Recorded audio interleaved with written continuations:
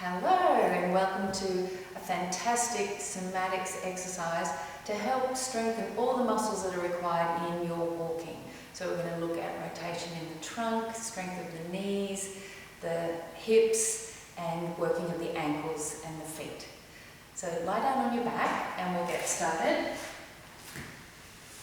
Start with both legs straight out, arms comfortably by your sides.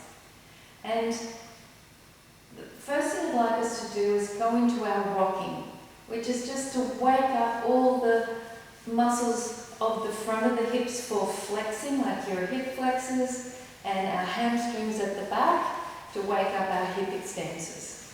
It's also a good gauge as to what sort of communication you have between your heels to the tip of your head. And you want to have it so that when you rock your heels, your head is moving in response. So there's a good communication between all parts of your body, from toe to head. Do that for 1, 2, 3, 4, 5, 6, 7, 8, going for 10, 9, 10. And relax. Already you'll feel like your body's woken up. There's a lot more circulation, blood flow, a bit of vibration and sensation inside your body. So back to that relaxation position again. I'm letting my feet just hang out in a relaxed way. And your natural stance in lying will be that your legs turn out slightly, so your heels are already facing inwards. And we call this an inverted position. So I'm going to start with my right leg, and I actively turn the right foot in. So the sole of my foot is facing towards the left ankle. And then I'm going to slide that up by bending at the knee. It happens naturally.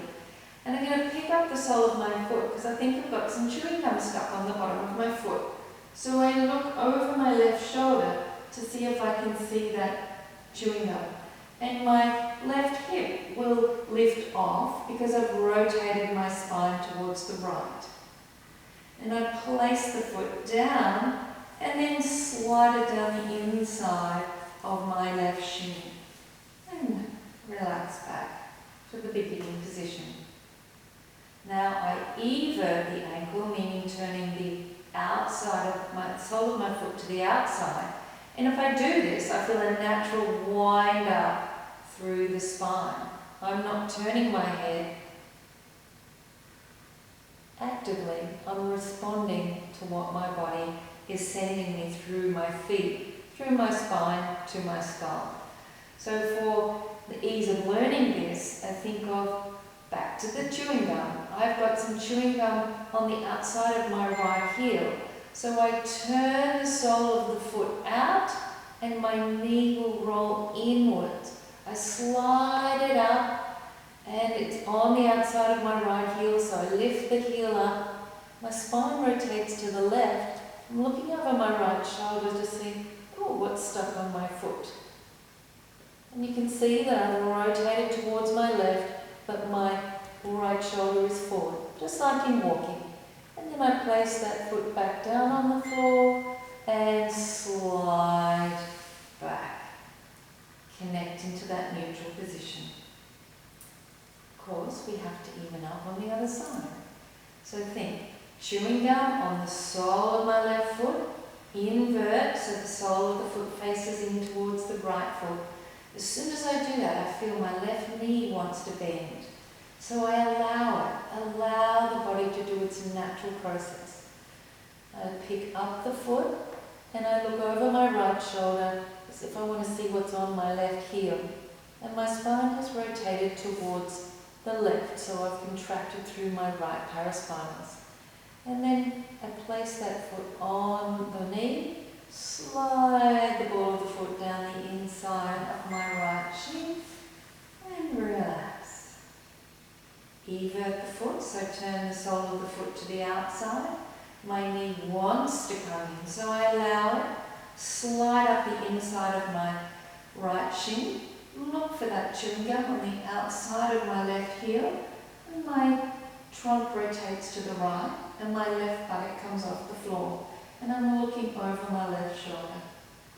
And then I roll back, reversing the action, slide the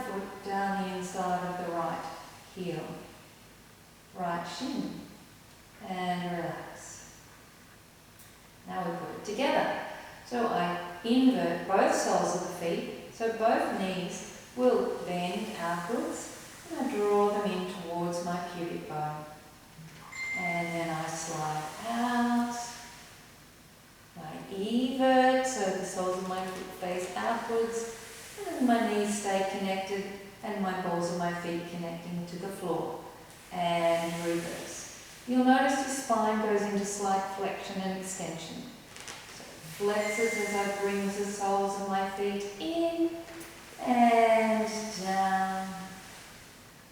A slight arch as I evert the feet and come in.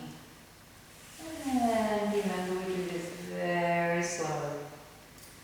The breath can be an exhale as the knees go out.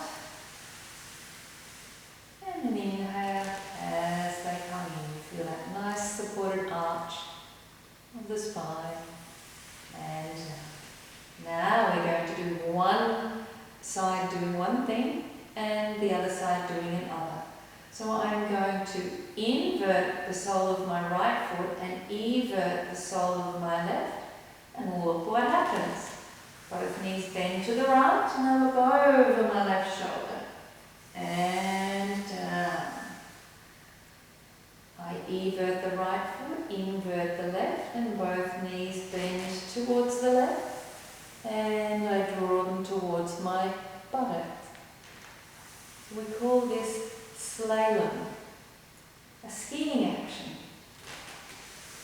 but activating the ankles, the feet, the hips inside the acetabulum of the pelvis, the rotators of the spine, the flexors and extensors of the shoulders, and the rotators of the cervical spine. So all the way up to your head.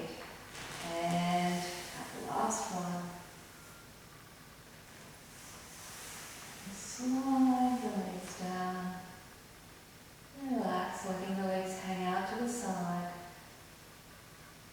Take a breath in. Walk those feet down ever so slightly. Arms down. And let's give ourselves a bit of a rock and roll test. And rock.